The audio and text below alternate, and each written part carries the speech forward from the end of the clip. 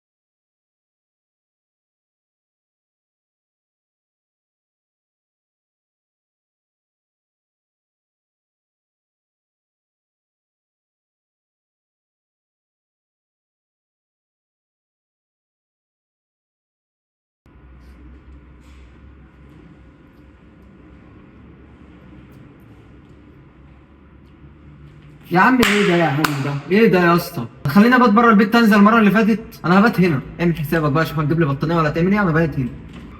ايه في الفيديو ده؟ هو ايه اللي في الفيديو؟ قوم روح يا صاحبي. وربنا ما انا قايم. بقول لك قوم. مش قايم. عايز اشتغل. اشتغل يا عم. انا مش قايم. انا هبات هنا. بقول لكم ايه؟ تعالوا شيلوه. خد يا نرويجي.